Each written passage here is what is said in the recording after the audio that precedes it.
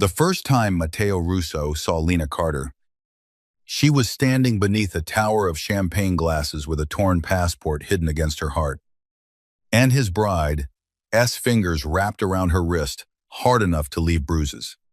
The cruise ship was glowing like a floating palace under the Seattle night. Gold lights spilled across the top deck. Violin music trembled beneath the sound of waves. Millionaires laughed with crystal glasses in their hands, while the city skyline shrank behind them. All glass and rain and cold blue distance. The ship was leaving for Alaska. Everyone on board thought they were sailing toward glaciers, champagne breakfasts, and expensive photographs in front of snow-covered mountains. But Lena had already found the truth in the trash. A passport torn in half. A photograph that did not match. A name that had been changed. And a folded boarding document tucked between the damaged pages with 3 words printed in small black letters. Passenger transfer. Deceased. Her hands shook as she tried to hide the evidence beneath the front of her Navy cleaning uniform. She had found it inside a champagne trash bin behind the private engagement party of Matteo Russo. The kind of man guests only spoke about in whispers. The kind of man whose bodyguards wore earpieces and did not blink. The kind of man rich men feared more than storms. And now his bride was smiling at Lena like an angel while trying to crush the bones in her wrist. "Give it to me," Vivian Bellamy whispered. Her diamond earrings glittered against her pale neck. Her white engagement gown shimmered under the deck lights. Her smile never moved. Not even when her nails dug deeper into Lena's skin. "Or you'll never leave this ship." Lena's breath caught. Around them, the engagement party continued in beautiful ignorance. A senator laughed near the railing. A billionaire's wife complained about the caviar. Waiters moved like ghosts through the gold-lit crowd. No one looked at the cleaner. No one ever did. Lena looked past Vivian's shoulder. Across the deck. Matteo Russo turned. He was standing beneath a black canopy, tall and motionless, in a tailored charcoal suit. One hand wrapped around a glass he had not touched. Dark hair. Sharp, Yav. A face carved from control and violence. The collar of his shirt was open just enough to reveal the edge of black ink climbing his chest. His eyes found Lena. Then they dropped to Vivian's hand on her wrist. The music seemed to disappear. Vivian's smile flickered for half a second. Lena held the passport tighter. Matteo began walking toward them. Not fast. Not loudly. Not with panic. That was what made it terrifying. Every man in his path stepped aside before he reached them. His bodyguards moved behind him like shadows. Vivian released Lena's wrist just before he arrived. "Darling," she said sweetly, turning toward him. "Your staff seems confused. I found her stealing from the party." Lena felt the accusation hit her like cold water. She opened her mouth, but Matteo's gaze stopped her. He did not look angry. He looked interested, and somehow that was worse. "What did she steal?" he asked. Vivian lifted her chin. "Something personal." Matteo looked at Lena's chest, where the torn passport was hidden beneath trembling fingers. "Then," he said quietly, "she can show me." Vivian's eyes sharpened. Lena knew she should hand it over. She knew men like Matteo Russo did not ask twice. She knew she was a cleaner on a cruise ship full of rich people who could make her disappear with one phone call. But she also knew what she had seen. A fake passport. A death transfer. A plan. And a bride who was not afraid for him, only afraid of being exposed. So Lena took one step back. Matteo's bodyguards stiffened. Vivian's smile died. The ocean wind pushed loose strands of Lena's hair across her face. She looked at the most dangerous man on the ship and whispered, "Not in front of her." The silence that followed was so complete. Even the champagne glasses seemed to stop ringing. Matteo stared at her for a long moment.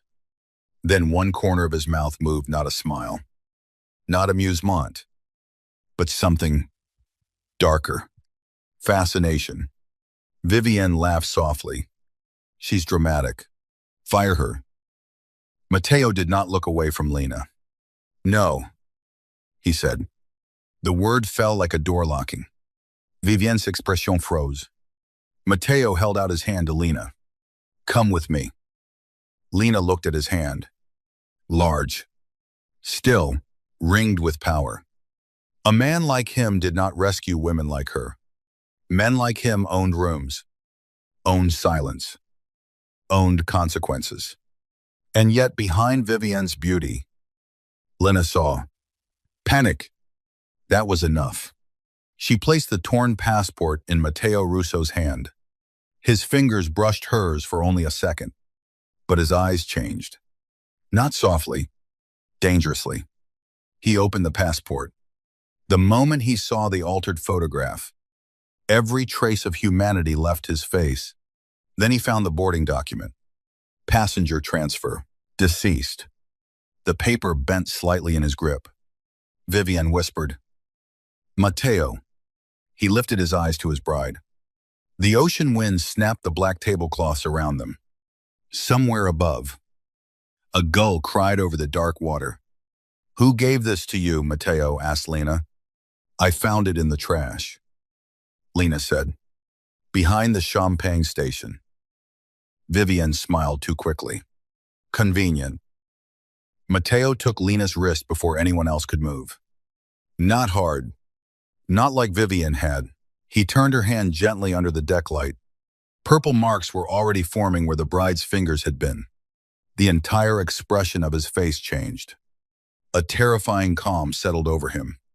Who touched you? He asked. Lena swallowed.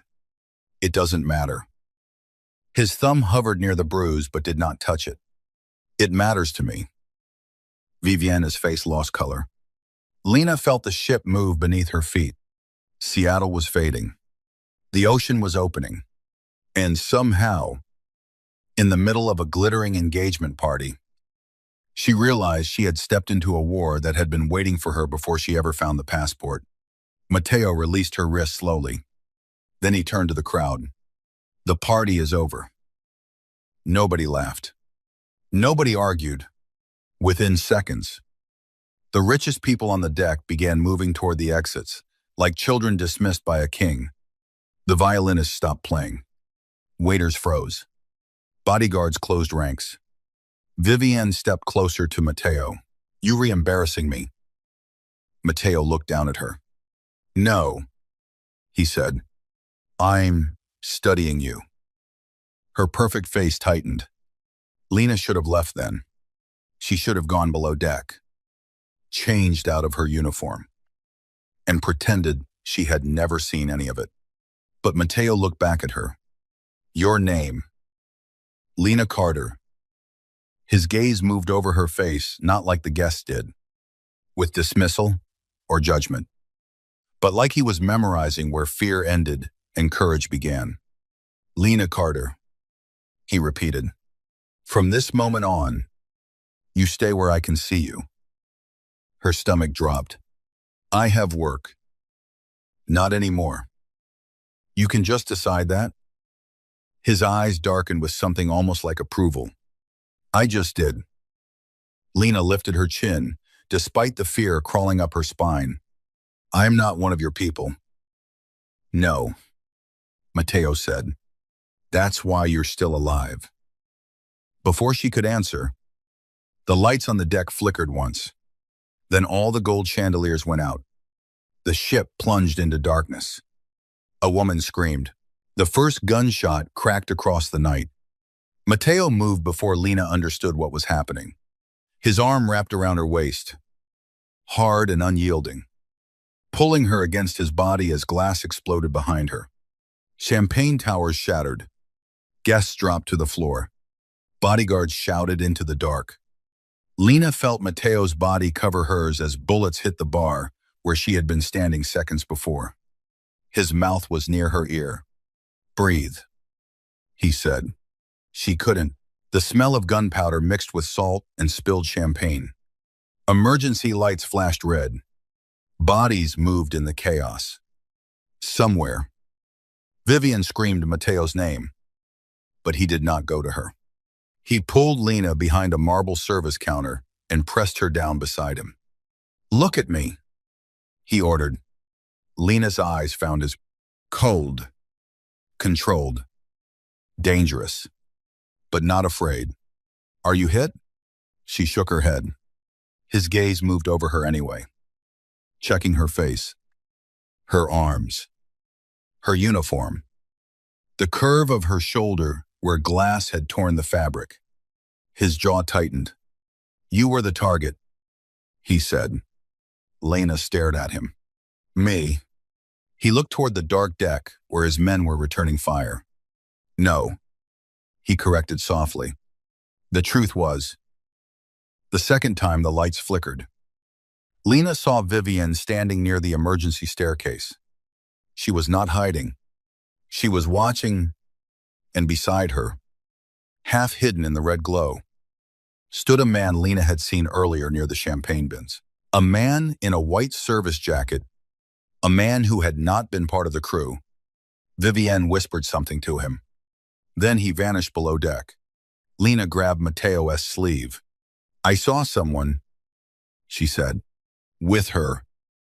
Mateo's eyes cut to Vivian. For 1 second, something ancient and violent passed through him. Then he took Lena's hand. "Run."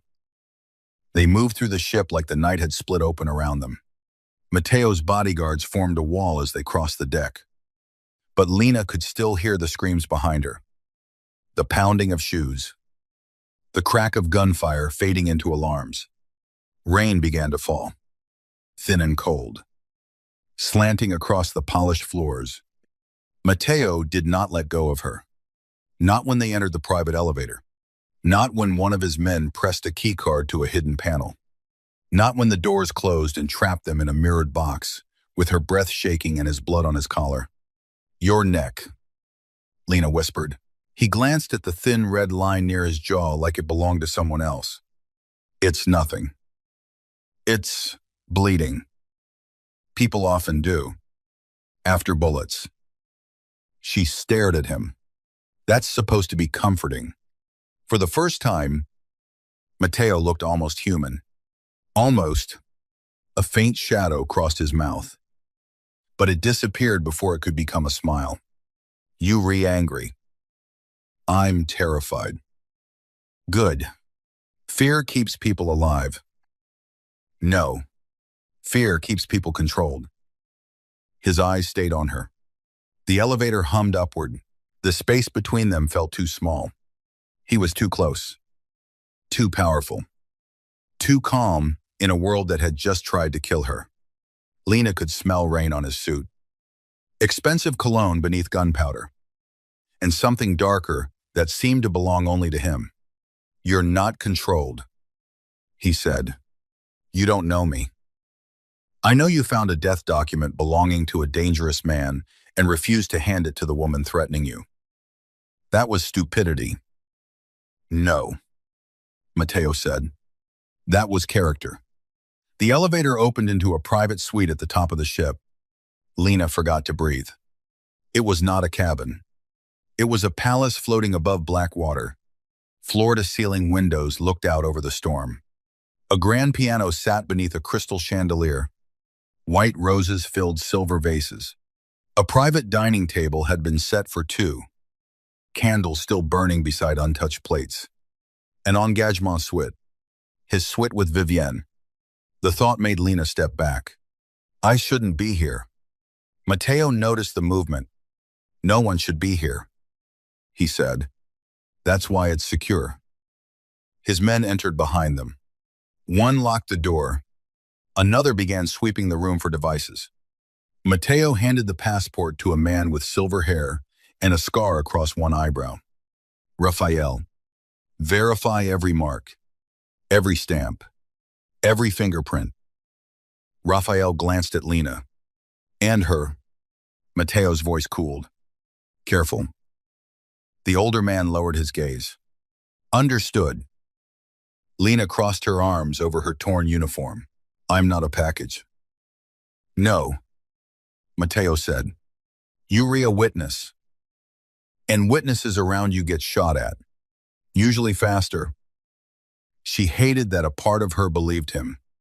Raphael unfolded the boarding document on the table. His face changed as he read. This is coded through the Bellamy shipping line. Vivienne's family. Mateo went still.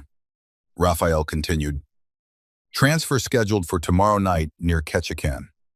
Medical evacuation protocol. It lists you as deceased upon removal. Lena felt cold spread through her chest. They were going to take him off the ship. Raphael nodded. Not alive. Miss Carter. Mateo looked out the window at the storm. No shock. No fear. Just calculation. That frightened Lena more than rage would have. Vivian wanted me declared dead before we reached Alaska, he said quietly. Then my assets transfer under marriage contract. Lena stared at him. You were going to marry someone who wanted to kill you. I was going to marry someone whose family controlled a port I needed. That's not marriage. That's a hostage negotiation with flowers. Raphael coughed once into his fist. Mateo turned his head. Lena realized too late what she had said, but Mateo's eyes did not harden. They burned. You say dangerous things when you're scared. I say true things when rich people act insane. This time, Raphael looked fully away to hide whatever was on his face. Mateo approached Lena slowly. She made herself stand still. He reached for her wrist again, the bruised one, and stopped before touching her. A restraint so deliberate it made her heart ache in a way she did not understand. Did she hurt you anywhere else? His voice had changed. Lower, quieter, worse. No. Don't lie to protect someone cruel. I'm not protecting her. Then why are you shaking? Lena looked at her hand. She was shaking. She hated it. Hated that fear had a body. Hated that she could be brave and terrified at the same time. Because this morning my biggest problem was a guest yelling at me for using the wrong towel fold. She said. Now I'm in the private suite of a mafia boss. Holding proof, his fiancée tried to kill him.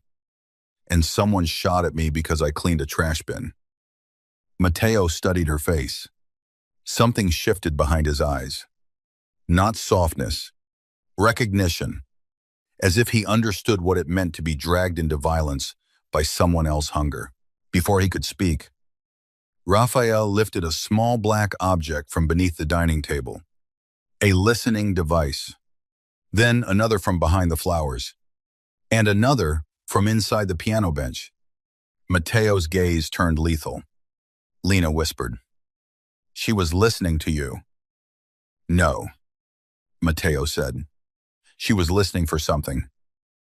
Raphael broke open the device casing. These aren't ours. Who's Mateo asked. Raphael looked grim. The Varkov family. The name changed the air in the room. Even Lena felt it. Mateo's bodyguards looked toward him like men waiting for an explosion. But Mateo only closed his hand around the edge of the table until his knuckles whitened. Lena remembered something then. The man in the white service jacket. He had a tattoo, she said.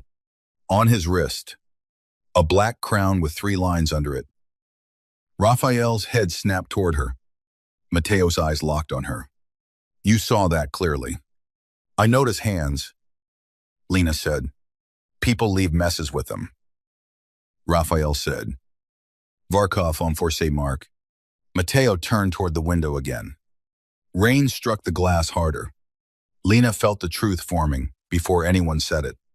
His bride was not only stealing his empire, she was selling him to his enemies. And Lena, invisible Lena Carter, with cleaning gloves in her pocket and bruises on her wrist, had become the only person who saw the first crack in the lie. Mateo reached into his jacket and removed a phone. Lock down the ship.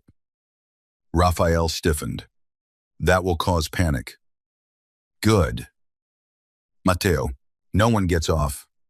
No one enters restricted decks. Find the man in the white jacket. Bring Vivian to me. Lena stepped forward.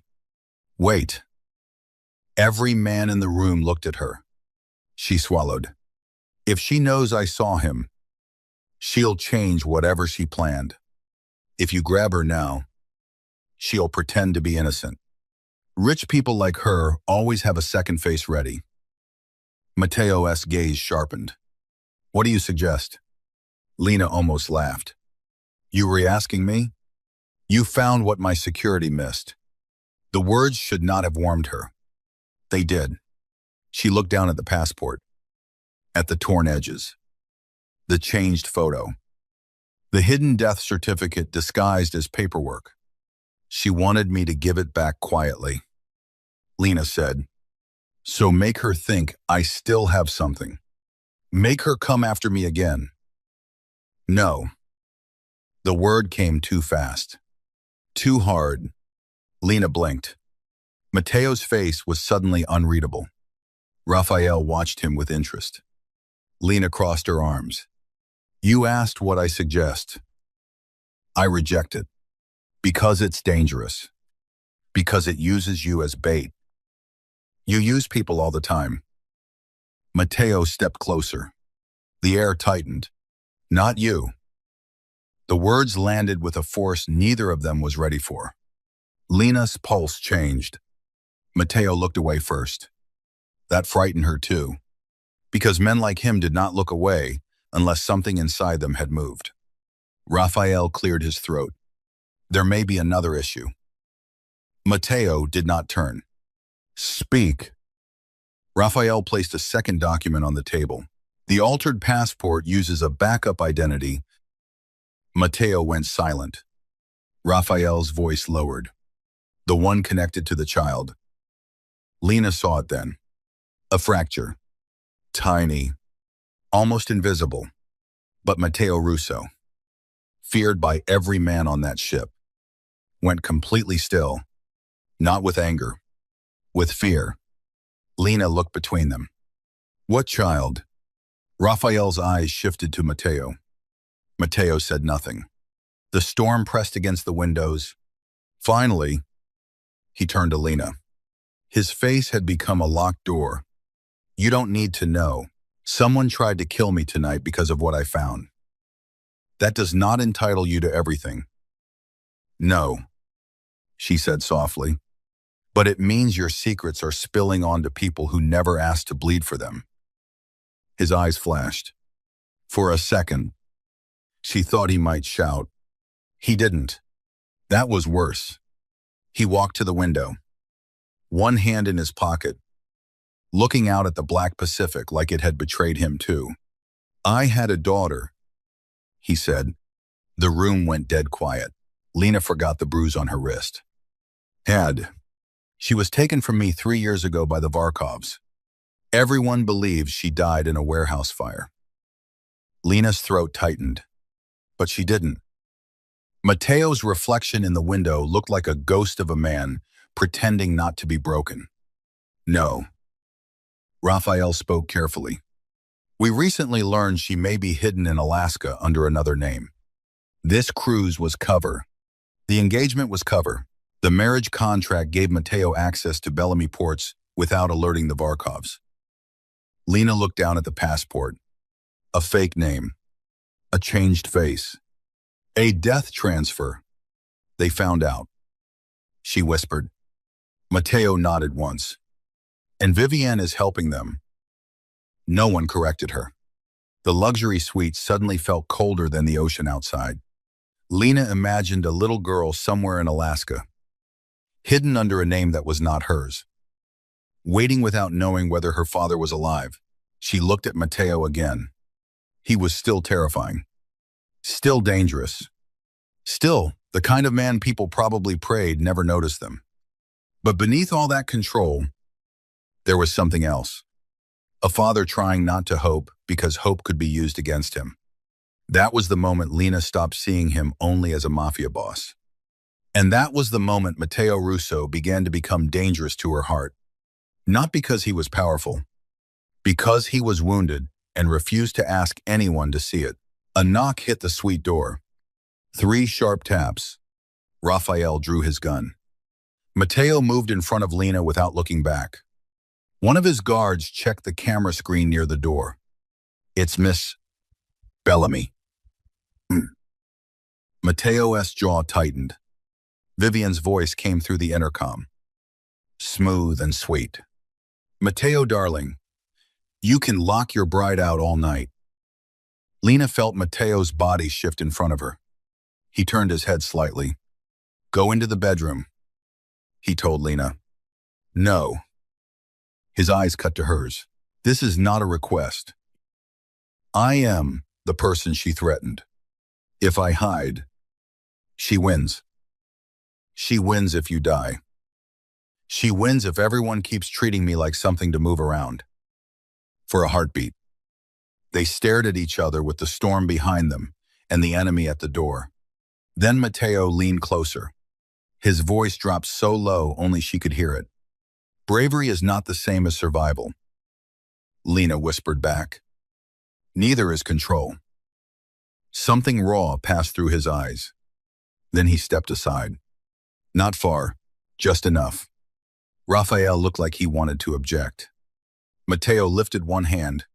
Silence. The door opened. Vivian entered wearing a silk wrap over her engagement dress. Her blonde hair loose around her shoulders. Her face perfect again. She looked around the suite, noticing the guards, the tension, the passport on the table. Then she saw Lena. Her smile sharpened. "Still here?" she asked. "I thought staff had quarters below deck." Lena felt the old familiar sting, the same tone rich guests use when they wanted her to remember her place. Too big, too plain, too tired, too ordinary to stand under chandeliers. But before Lena could answer, Mateo spoke. "She stays." Vivian laughed lightly. Because she found trash. Because she found betrayal. The word landed between them. Vivian's face did not change enough for most people to notice. Lena noticed. Mateo did too. "Do you have something to confess?" he asked. Vivian walked toward him. Soft and elegant, placing one hand on his chest like she belonged there. "Only that I hate seeing you paranoid. It makes you cruel." Mateo looked at her hand, then at her face. "I was cruel before you met me."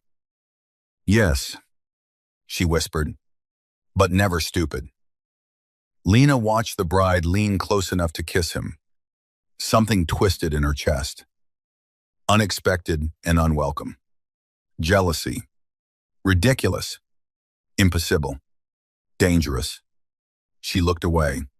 Mateo noticed. His eyes moved from Lena's face back to Vivian. And for the first time, his expression carried something almost like disgust. Vivian's smile faded. "You re-humiliating me for a cleaner." Mateo's voice was calm. "No, you did that yourself." Vivian stepped back. Her mask cracked. "You think she matters?" she asked. "Look at her. She cleans rooms for women like me." Lena's face burned. Mateo moved so fast the air changed. He did not touch Vivian. He did not raise his voice. He simply stepped between her and Lena, close enough to make Vivian go still. "Say another word about her," he said quietly.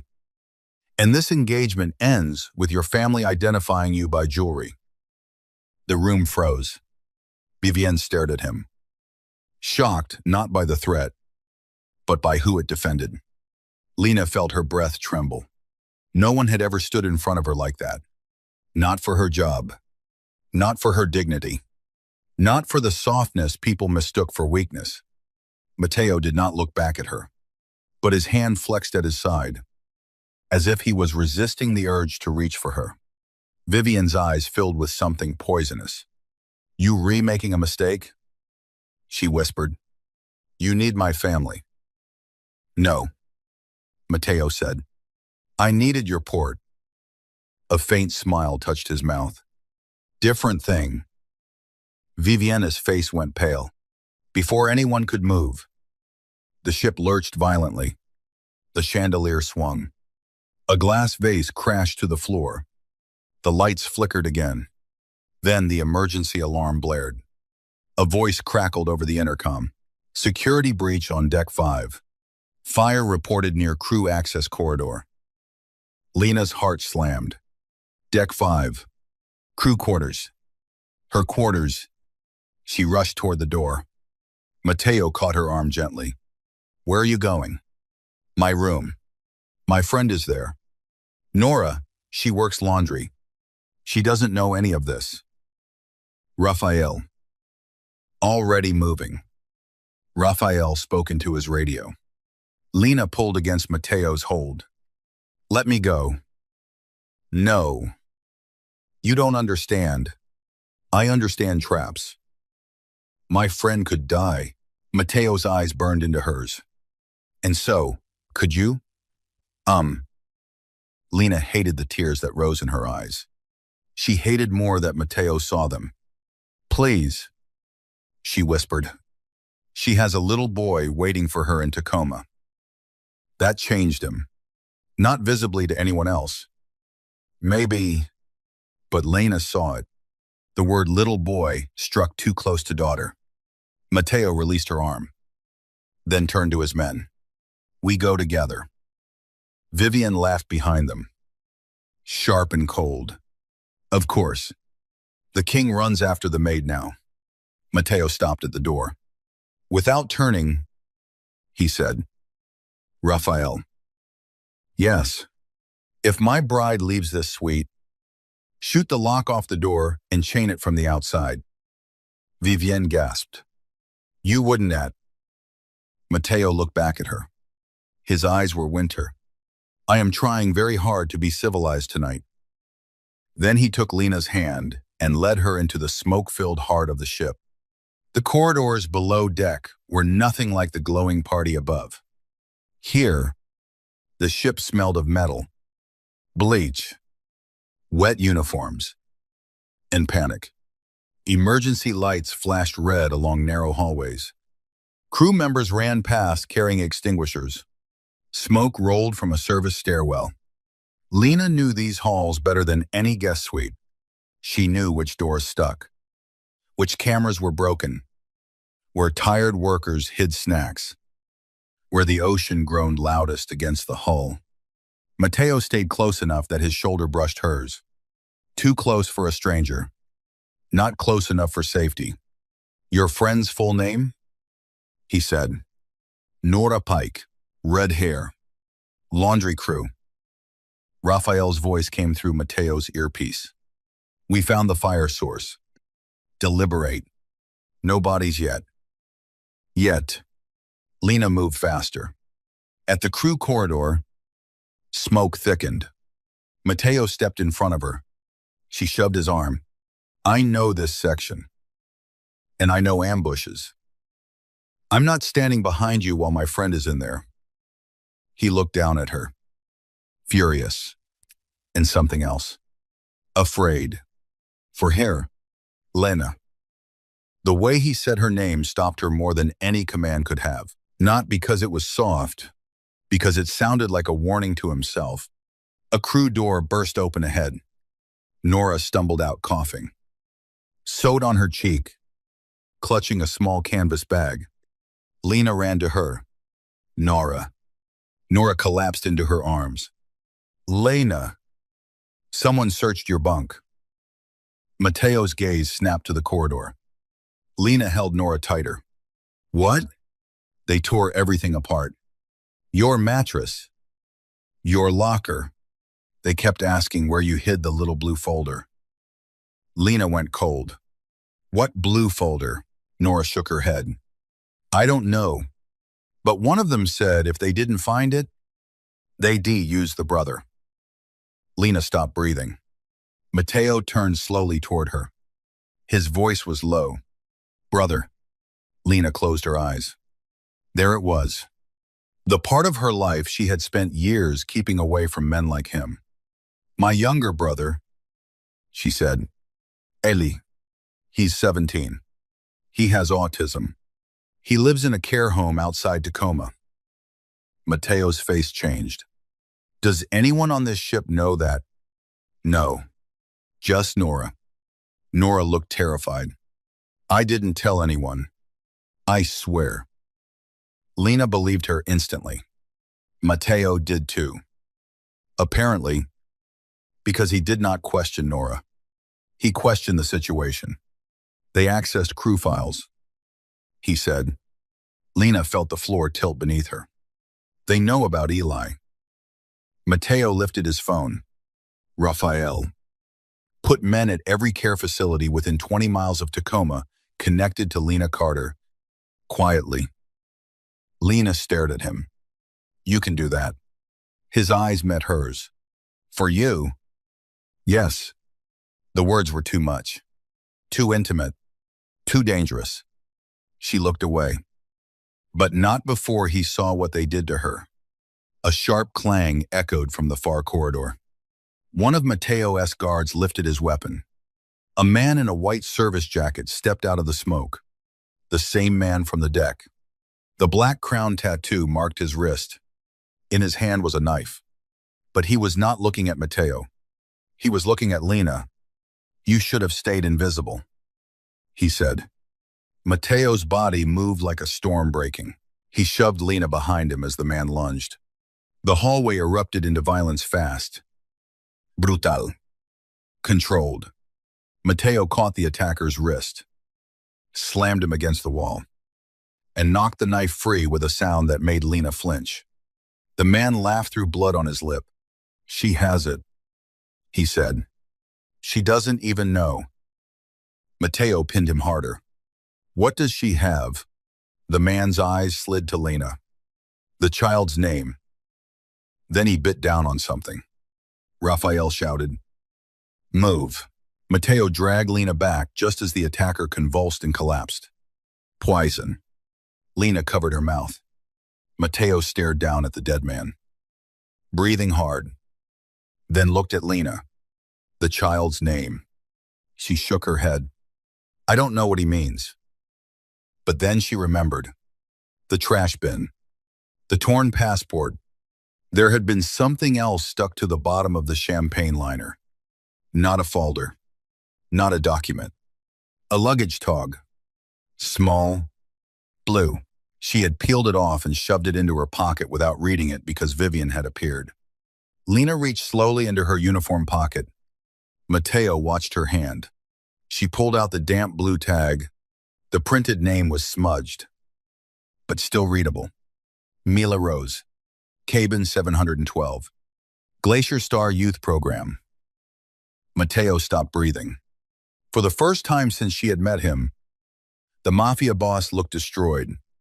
Not weak. Destroyed. Mila, he whispered. Lena held the tag like it might break. Your daughter. He took it from her with a hand that was no longer steady. Raphael crossed himself. The ship groaned around them. Mateo looked down the smoke-filled corridor. Then back at Lena. She on this ship. The words changed everything.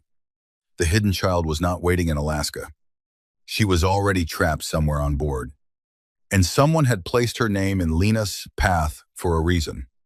The next hours became a nightmare wrapped in luxury. Mateo moved Lena and Nora into a secure staff lounge, while his men searched the ship deck by deck. Vivian remained locked in the suite, screaming threats through attorneys and family names.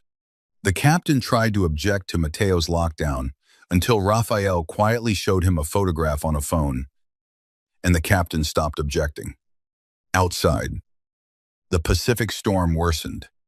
Inside, secrets surfaced like bodies from dark water. The youth program had no record of Mila Rose. Cabin 712 had been booked under a retired school teacher's name. When Mateo's men arrived, the cabin was empty except for a child's red ribbon tied to the balcony handle. Lena watched Mateo hold that ribbon in silence. No rage, no performance, just silence so deep it frightened every man around him. She wanted to say something. There was nothing. Then he turned to her. Eat. She blinked. What?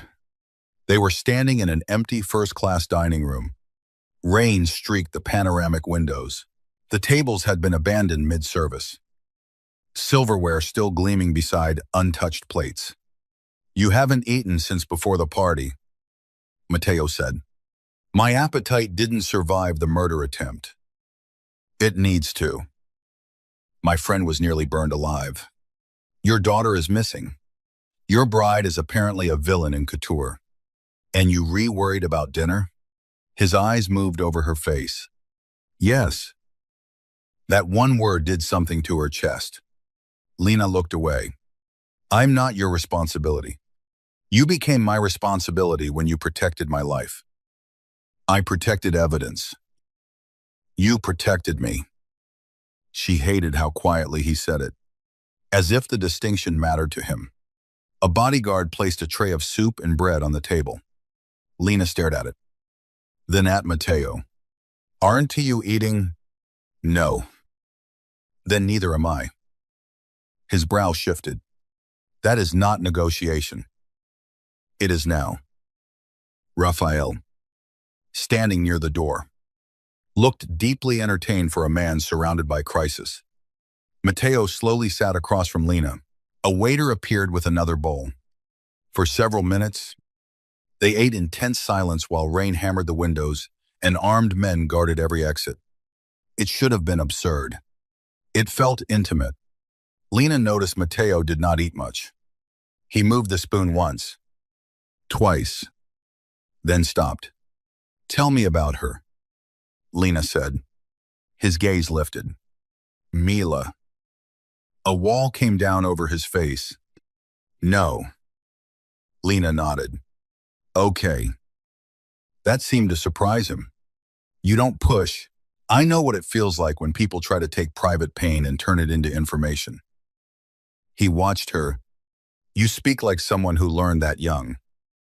Lena looked at the rain. "My mother died when I was 20. My brother was 11.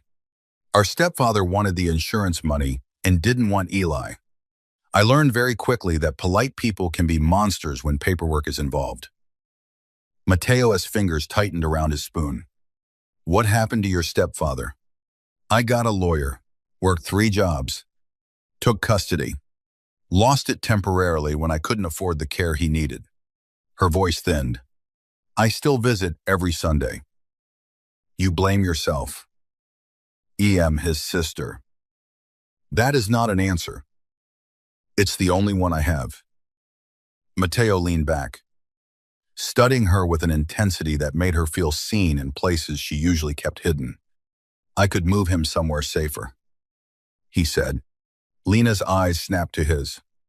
"No. It would be better. It would be control, dressed as help." His jaw flexed. "Lena, you don't get to rearrange my life because you feel guilty that your war touched it." The room fell silent. A few bodyguards looked at the floor. Matteo's eyes darkened. "I am not a gentleman." I noticed. "When I protect someone, I remove threats. People aren't furniture." "Matteo, you don't get to move us into safer rooms and call that love." The word love struck the air too sharply. Neither of them moved. Lena's face warmed. "I didn't mean. I know what you meant." But his voice was lower now, rougher. A charged silence stretched between them. Then Raphael entered. "We found footage." Matteo stood. The moment was gone. But not gone. Never fully gone. In the ship's security room. Grainy footage played across 6 screens. Lena stood beside Matteo, arms folded, watching herself on one monitor moving behind the champagne station. Another angle showed Vivian speaking to the man in the white jacket near the deck stairs. Then came the footage from Deck 7. A small girl in a red sweater walked beside a woman dressed as a youth counselor. Dark curls, tiny shoulders, a ribbon in her hair. Matteo's breath stopped. The girl turned her face toward the camera for half a second. Mila. His daughter was alive. Lena looked at Matteo and wished she hadn't tea. The pain in his face was too private, too beautiful in the worst way. He reached toward the screen like he could touch the child through the recording, then stopped himself before his fingers met glass. When he asked, Raphael checked the timestamp. 40 minutes before Lena found the passport, the woman counselor led Mila into a service elevator. The elevator descended, not to guest decks, to cargo. Matteo's expression hardened into something lethal. They were moving her tomorrow night, Raphael said. Same transfer window as your staged death. Lena understood. They were going to take them both. Raphael nodded. Kill Matteo. Move the child. Vivian inherits enough access to fracture the Russo Empire. Varkovs get the bloodline. Lena felt sick. She's just a little girl. Matteo turned toward the door. Lena grabbed his sleeve. He stopped. Every guard froze. You can storm cargo blindly, she said. They'll use her against you. He looked at her hand on his sleeve, then at her face. She is my daughter. I know. No, he said, voice shaking beneath the control. You don't. Lena stepped closer, refusing to let go.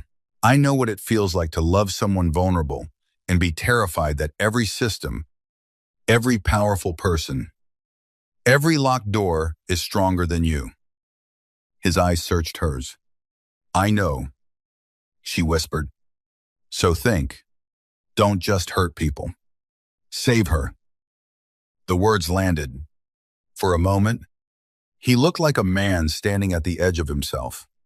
Then his hand covered hers on his sleeve. Warm, steady, careful. He did not pull it away.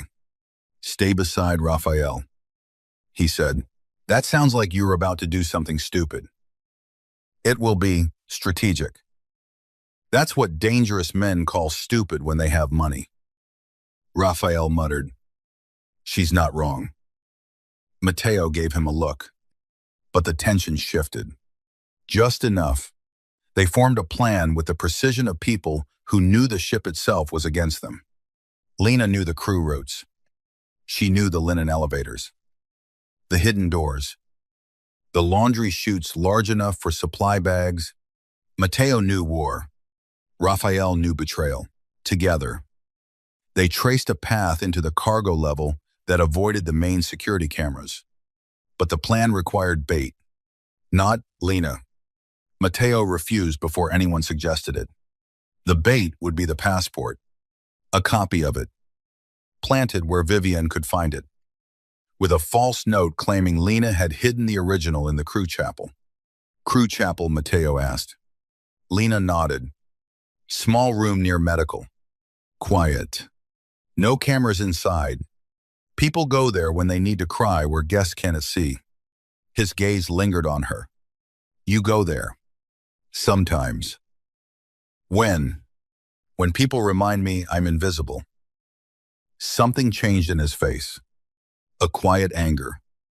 Not explosive, but deep. You are not invisible. The words should have been easy to dismiss. They weren't too. By midnight, the ship had become a locked kingdom of whispers. Guests were told a mechanical issue had caused restricted access. Wealthy passengers complained into phones that had mysteriously lost signal. The storm outside cut the ship off from everything except darkness and intention. Lena changed into a dry uniform in a secured room, while Nora slept on a sofa under guard. When Lena emerged, Matteo was waiting in the corridor. He had changed too. Black shirt, rolled sleeves, tattoos visible along his forearms, religious iconography. Dates. Names. A small rose inked near his wrist. Mila Rose. Lena saw it. So did he. For a moment. Neither spoke. Then he held out a coat. It's cold below deck. Ima fine. You say that when you were not. She hesitated, then took it. The coat swallowed her in warmth and expensive wool.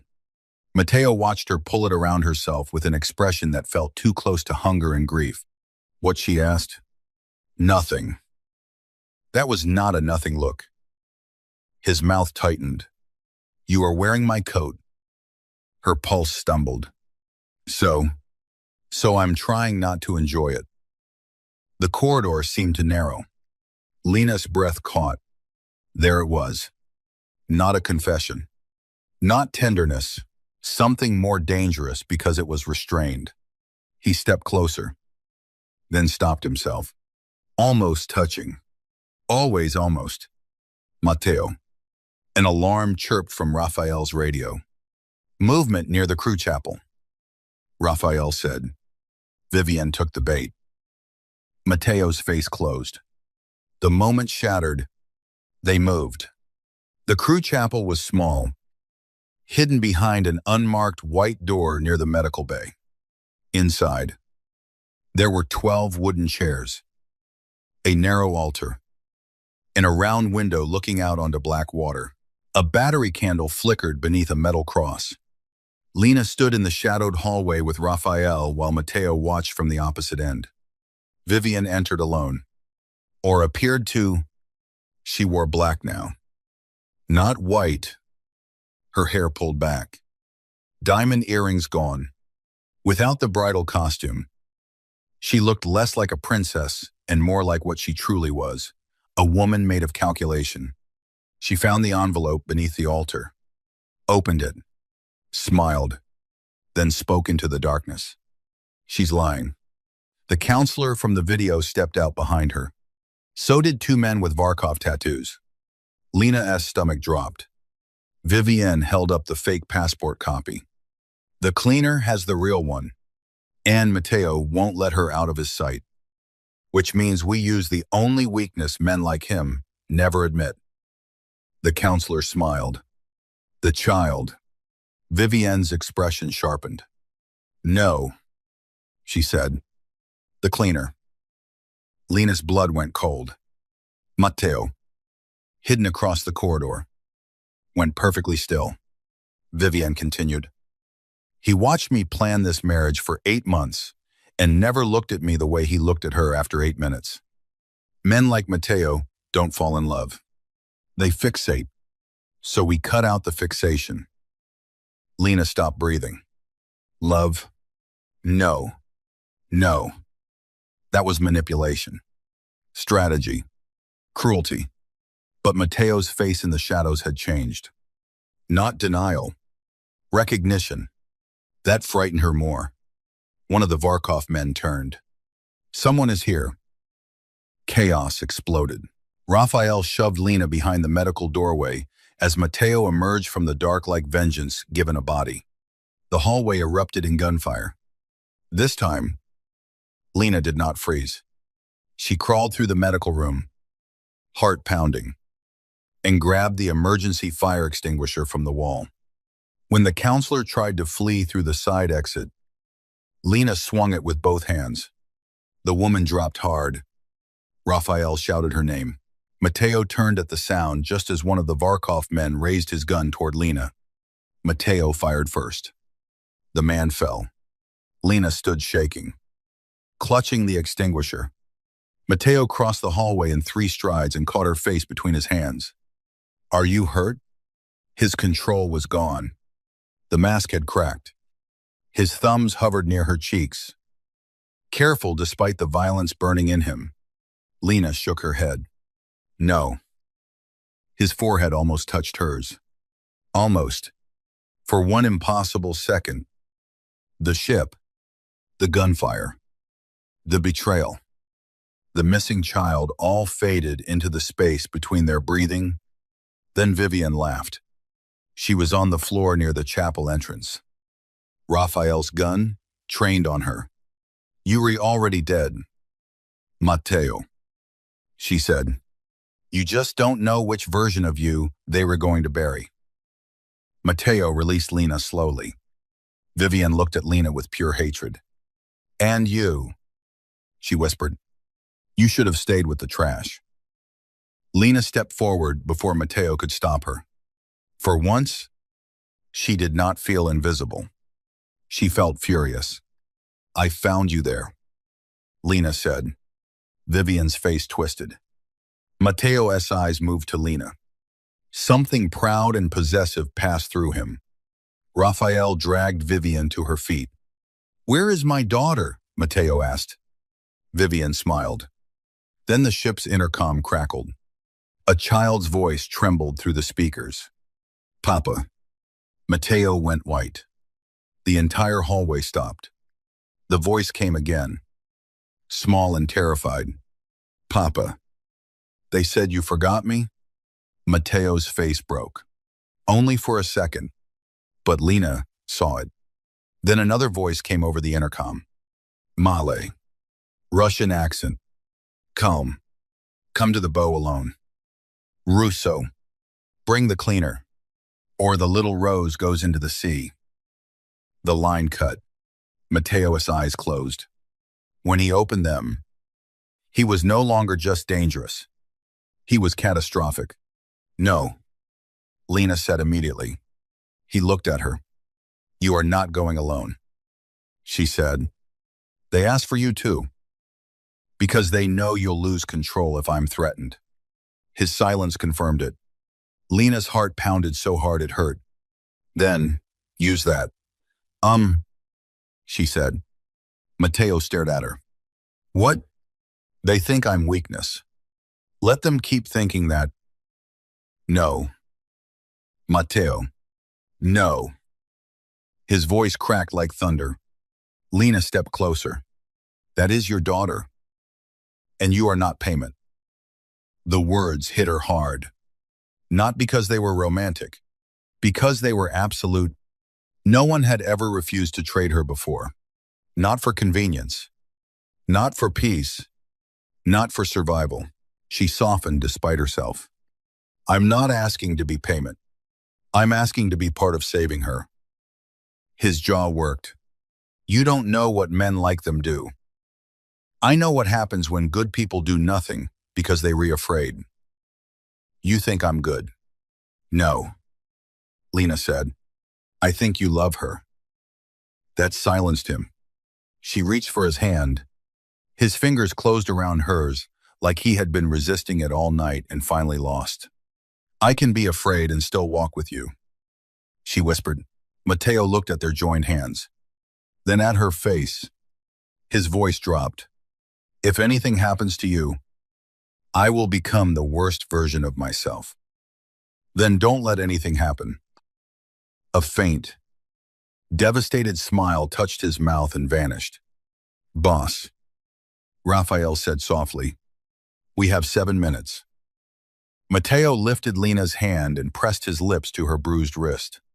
Not a kiss of romance. A vow of violence. Vivian watched from Raphael's grip. And for the first time all night, she looked truly afraid. The bow of the ship cut through the storm like a black blade.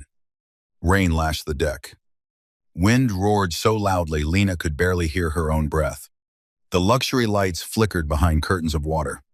Far below, waves smashed against the hull. Dark and endless. Mateo walked beside Lena with no visible weapon. That alone made him more terrifying. On the forward deck, beneath the ship's great white mast, stood 3 men in dark coats. One held a little girl in a red sweater.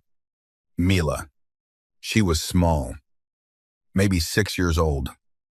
With Mateo's dark eyes and tear-streaked cheeks, a red ribbon clung wetly to her hair. Her wrists were tied in front of her. Lena felt something inside her tear open. Mateo did not move, but his hand flexed once at his side. Papa, Mila cried. The man holding her tightened his grip. Stay, he warned. Mateo's voice was almost gentle. I am here, Mila. The gentleness hurt more than rage would have. The man smiled. And you brought the cleaner. Good. Lena lifted her chin. The rain soaked Mateo's coat around her shoulders. Her hair stuck to her face. She knew she did not look glamorous. Not like Vivian. Not like the women in the party gowns. She looked like exactly what she was, a tired woman in a borrowed coat who cleaned up after people who never learned her name. But Mila was staring at her, and Lena smiled at the child. Small, steady. Mila stopped crying for half a second. The man noticed. How touching, he said. Matteo Russo, saved by housekeeping. Matteo's eyes did not leave his daughter. What do you want? Abram. So this was Abram Varkov, the rival shadow behind the whole night. Abram smiled. Public death is messy, but a cruise accident, tragic. The grieving bride inherits access. Your captains fight. Your ports open. Your daughter disappears again. Clean. You won't leave this ship. Abram laughed. Neither will you. His eyes moved to Lena. Give me the original documents. Lena's fingers tightened around the inner pocket of Matteo's coat. The real passport was not there. That was the point. Matteo had trusted her plan. Trusted her. Lena took one step forward. Matteo's entire body tensed. I have them. She lied. Abram aimed his gun at her. Matteo moved slightly in front of her. Abram smiled wider. There it is. The weakness. Lena touched Matteo's back. One press of her fingers. Wait. He obeyed. The fact that he obeyed her in front of his enemy shifted something in the air. Abram noticed. So did Mila. So did every hidden Russo man waiting in the storm dark, above and below. Lena spoke loudly enough to carry through the rain. You made one mistake. Abram's eyes narrowed. She pulled the blue luggage tag from her pocket. Not the passport. 2. The tag. You thought invisible people don't keep copies. Abram's smile vanished. On the upper deck behind him, giant outdoor screens flickered to life. Raphael had done it. Every screen across the ship began displaying the evidence. The altered passport, the death transfer, Vivienne's meeting with Varkov men, the footage of Mila being taken, the Bellamy port codes, Abram's face. Guests watching from sealed lounges saw it. Crews saw it. The captain saw it. The world would soon see it too. A public scandal at Sia. Exactly what Vivienne had tried to avoid. Abram shoved Mila toward the railing. Matteo moved. That was did the storm. Gunfire cracked from above as Russo men emerged from hidden positions. Abram's men fired back. Lena dropped to the wet deck as Matteo lunged for Mila. One man grabbed Lena from behind. She fought, elbowing hard. But he dragged her toward the railing. The ocean roared below, black and hungry. Matteo, she screamed. Matteo turned. He had Mila in one arm. Abram stood between them. Gun raised. Time slowed. Matteo could shield his daughter or save Lena. Lena saw the terrible choice strike his face, and she knew, with sudden clarity, that this was what his enemies wanted. To split his heart in two. So Lena stopped struggling. She looked straight at Matteo through the rain and shouted, "Choose her." Matteo's face twisted with fury. No. Lena slammed her heel down on her attacker's foot and threw her weight sideways. They crashed into the deck railing together. Pain exploded through her shoulder. His grip loosened. A shot rang out. The man fell away from her. Raphael. Matteo ran. He passed Mila to one of his men and reached Lena just as she slipped on the rain-slicked deck. For one horrifying second, her body tipped over the railing. The ocean opened beneath her. Then Matteo caught her. His hand locked around her wrist, the bruised one. Pain tore through her arm. She cried out. Matteo grabbed her with his other hand and hauled her back against his chest. Falling with her onto the deck, he held her so tightly she could barely breathe. His body shook. Not from cold, from fear. Never, he said against her hair. Never tell me to choose losing you. Lena clung to him, rain and tears mixing on her face. Behind them, the last gunshots faded. Abram Varkov was forced to his knees by Russo men.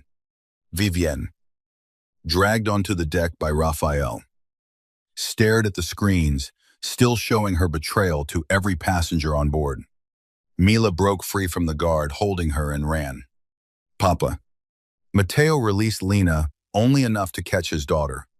The little girl crashed into his arms, and Matteo Russo, the feared Mafia boss who could make powerful men tremble with a glance, sank to his knees on the stormy deck and held his child like the world had finally given him permission to break.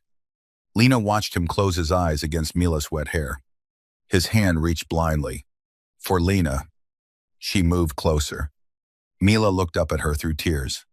"You re the cleaner," the child whispered. Lena smiled shakily. "I guess I am." Mila reached for her too. And there, beneath the storm, with enemies on their knees and the ocean raging around them, Lena Carter found herself wrapped into the arms of a dangerous man and the daughter he had crossed hell to find. By morning, the ship had changed shape. The storm passed just before dawn, leaving the Pacific silver and bruised beneath a pale sky. Helicopters circled overhead. Coast Guard vessels cut through the water. Guests stood behind glass windows in robes and jewels, whispering about the scandal that had unfolded across every screen on board. Vivienne Bellamy was taken off the ship in handcuffs at the first emergency port. She did not look at Matteo. She looked at Lena, not with beauty now, with hatred stripped bare.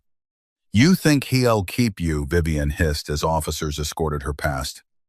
Lena stood in the port corridor with a blanket around her shoulders, her wrist bandaged, Matteo's coat still over her lap. Vivienne leaned closer. "Men like him don't love women like you. They protect them until the danger passes. Then they remember what they are." Lena's throat tightened.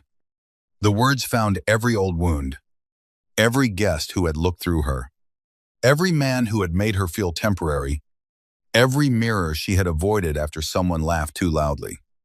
Matteo appeared behind Vivienne. He had Mila asleep in his arms, her red ribbon tied now around his wrist. His eyes moved from Vivienne to Lena's face. He had heard. Vivienne smiled faintly. "Tell her I'm wrong." Matteo looked at Lena.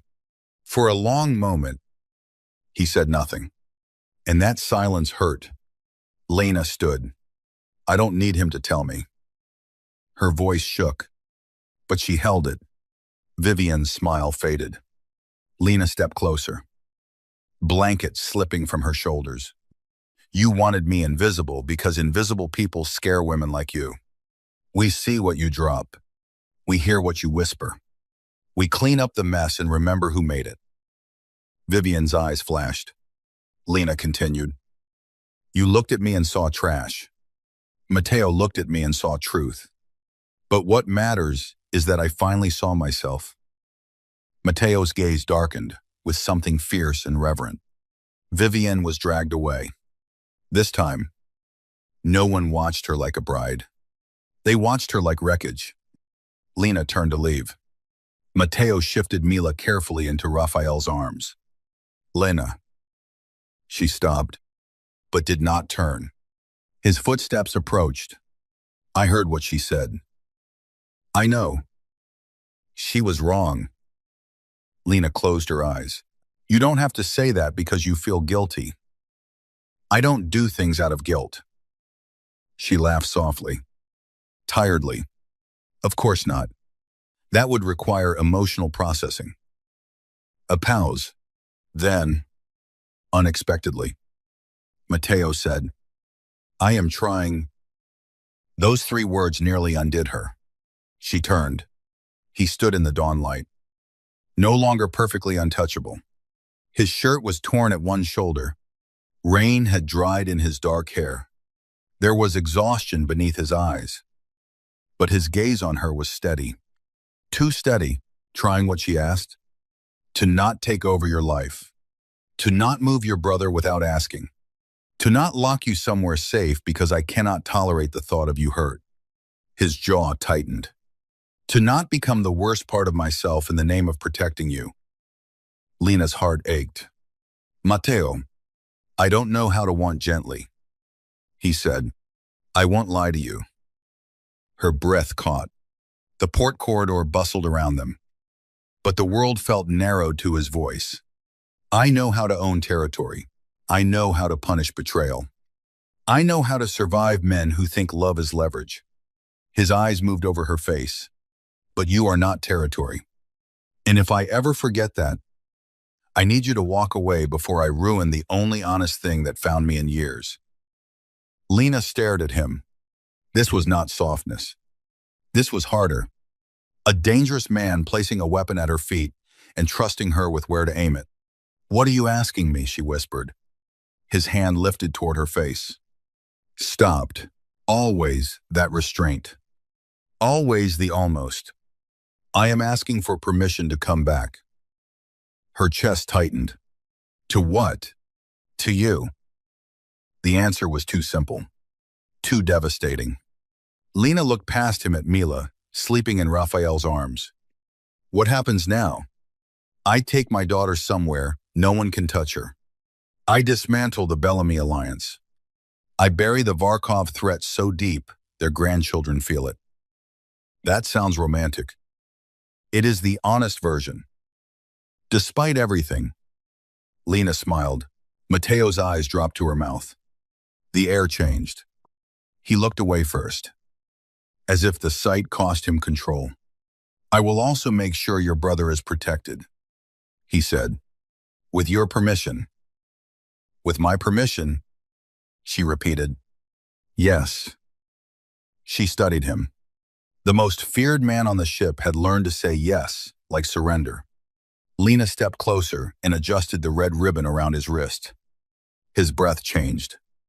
Eli likes aquarium videos, she said softly. And waffles. And routines. If your men scare him, I'll never forgive you. They want. And I'm going back to work. Mateo's face hardened. No. Her eyebrow lifted. He closed his eyes briefly, then corrected himself. I hate that idea. Better. I can offer you anything. I know. And you choose cleaning cabins. For now. Lena said, I choose finishing what I started. I choose not letting this ship be the place that turned me into someone's rescued object. His gaze burned. You are very difficult to protect. I'm not asking to be easy. No, he said quietly. You never were. The announcement came overhead then, instructing passengers to prepare for controlled disembarkation at the emergency port. The spell broke, but not completely. Mateo reached into his pocket and removed the torn passport, the fake one that had started everything. He handed it to Lena. She frowned. Why are you giving me this? Because everyone else saw death paperwork. His eyes held hers. You saw a man someone was trying to erase. Lena took it carefully. And what do you see when you look at me? She asked, before fear could stop her. Mateo's expression shifted.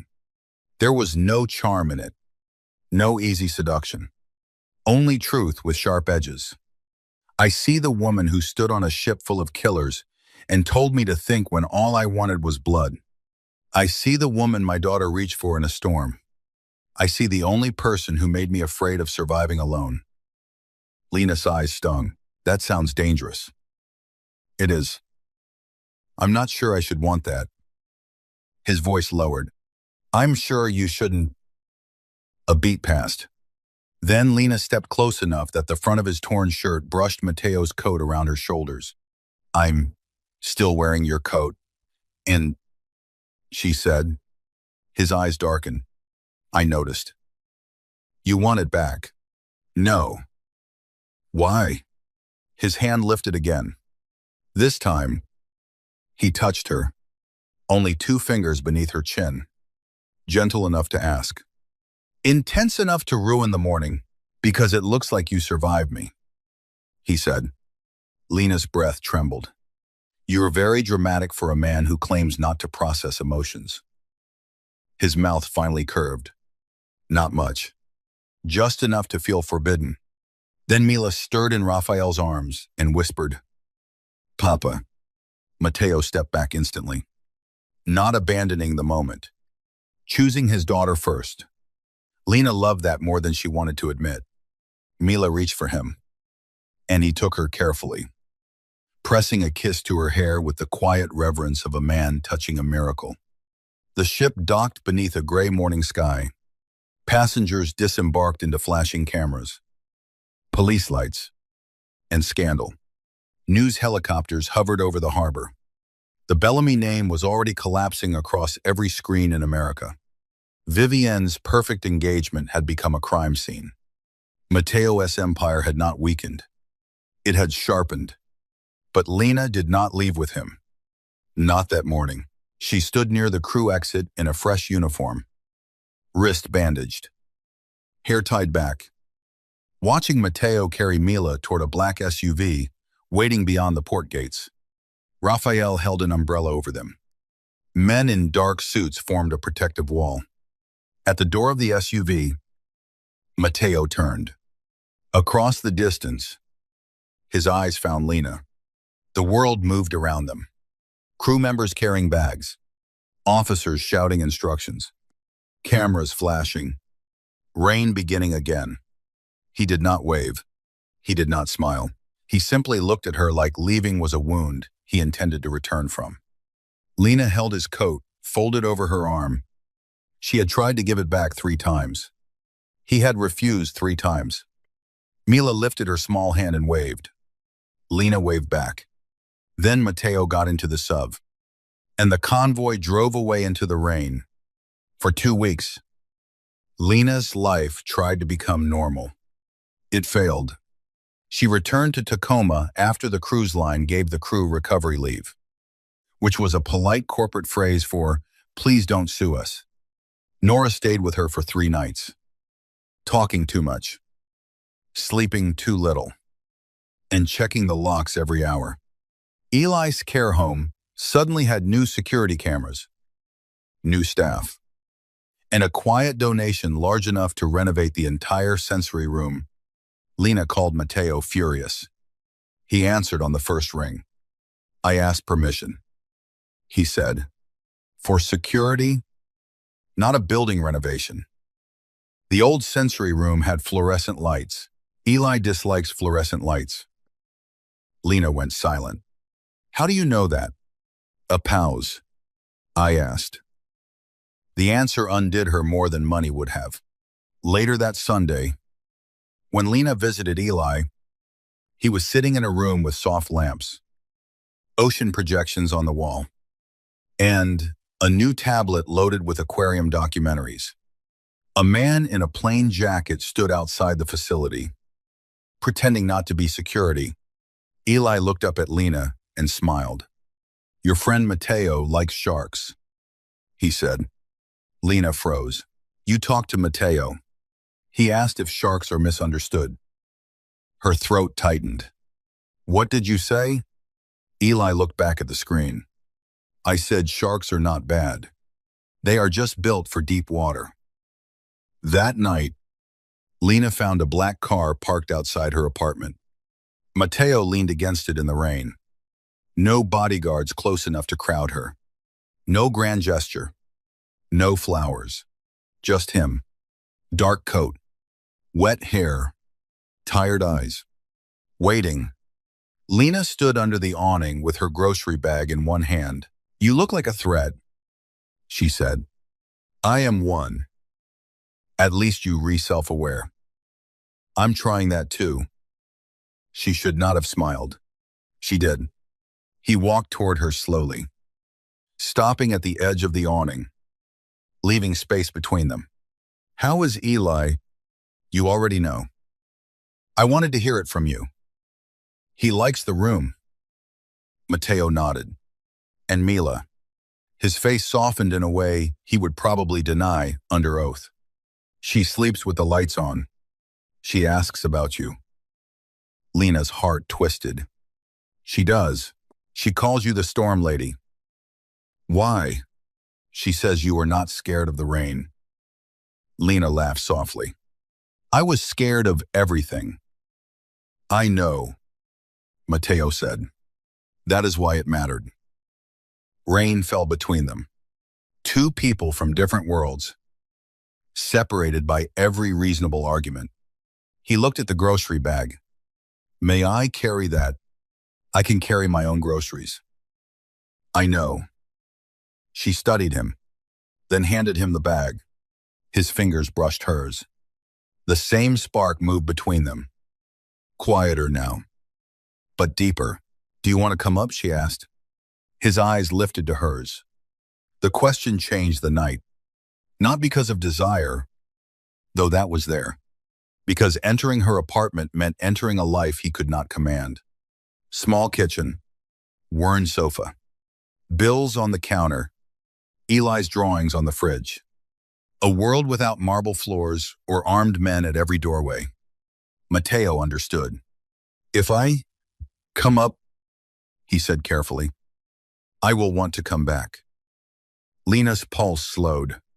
Then don't come up unless you mean to. The rain whispered around them. He stepped closer. I came back. Lena. There was no armor in his voice now. Only danger stripped down to truth. I told you I would. She looked at him for a long moment.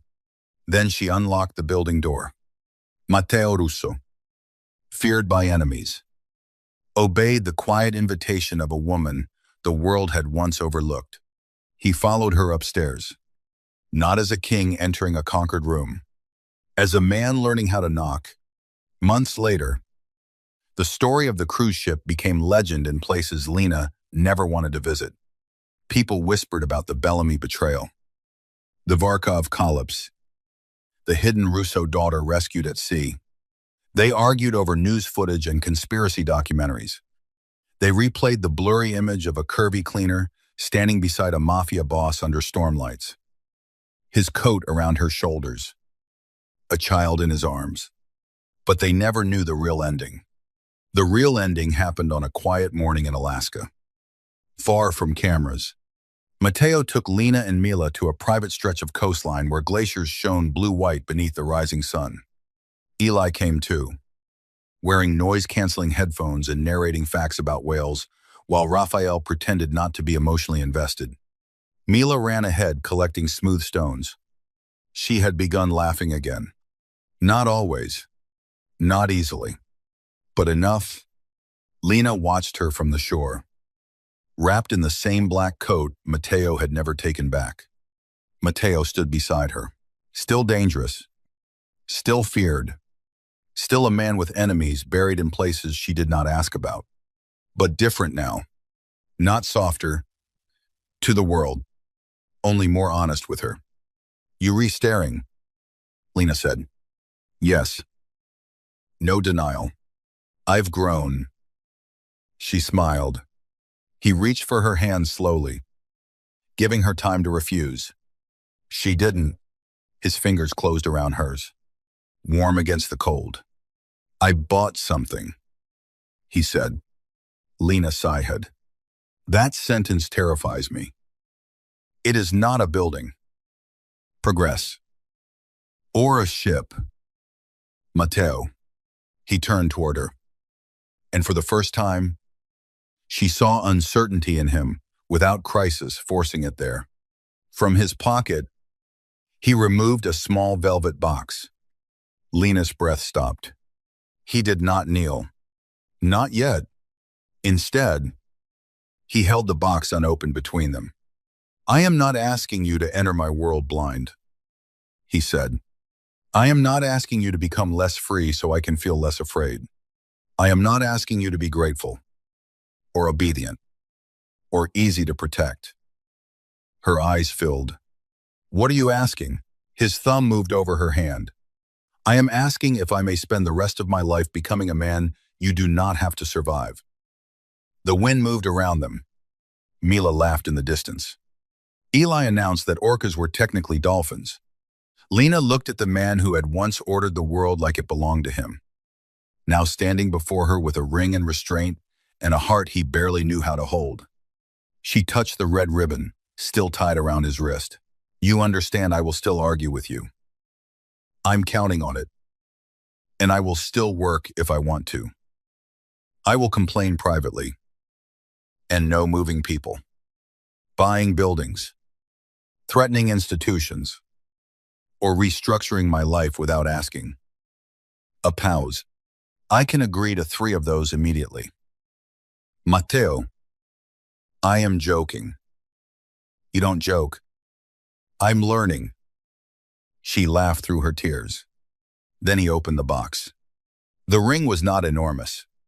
Not the kind Vivienne would have chosen. It was vintage. Delicata. With a dark blue stone surrounded by small diamonds. Like a piece of night sky caught in silver. It was my mother, S. Matteo said. She was the last person before you who told me no and lived without regretting it. Lena's heart broke open.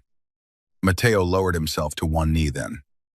Not like a king making a display, but like a dangerous man choosing humility because love had finally taught him where power ended. Mila gasped from behind them. Papa. Eli looked over and said, statistically, this is a significant social event. Raphael removed his sunglasses and wiped his eyes like the wind had attacked him. Matteo never looked away from Lena. Lena Carter, he said, voice low and unsteady. You found my name when someone tried to erase me. You found my daughter when I was afraid to hope. You found the parts of me I buried because I thought love made men weak. He swallowed. It did not make me weak.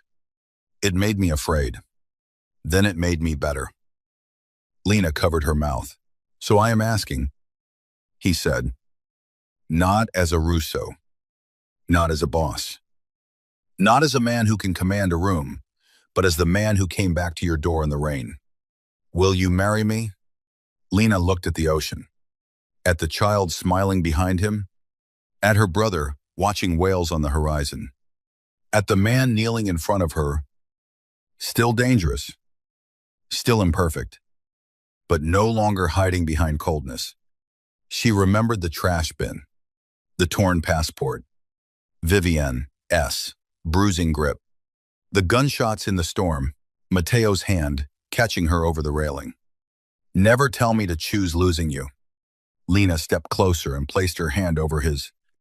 Yes, she whispered, but I'm keeping the coat. For 1 second, Matteo started. Then he laughed. A real laugh.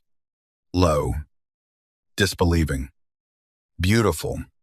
He slid the ring onto her finger and rose, pulling her into his arms as Mila cheered, and Eli calmly announced that emotional bonding improved survival rates in mammals. Matteo held Lena against him, his face buried in her hair. His voice meant only for her. I love you, he said. The words did not come easily. That made them matter more. Lena closed her eyes. I love you too. His arms tightened, but not like a cage, like shelter. Above them, the Alaskan sky opened into gold. The ocean glittered. The wind carried salt and cold and the promise of a life neither of them had expected. And somewhere far behind them, on a luxury cruise ship that had once tried to turn them into tragedy, a torn passport remained locked in evidence. Proof that a man could be erased on paper. Proof that a woman could be overlooked by everyone. And proof that sometimes the person cleaning up the mess is the only one brave enough to save the king. Expose the bride. Rescue the child. And walk away wearing the Mafia boss S coat like she had been born to survive the storm. Matteo kissed her forehead as Mila wrapped her arms around both of them. Lena looked out at the endless water and smiled. She had boarded that ship as a cleaner no one saw. She left it as the woman, a dangerous man, crossed the world to come back for, and Matteo Russo, who had once believed love was only leverage. finally understood the truth. Love was not the thing that made him weak. Love was the one thing powerful enough to make him kneel.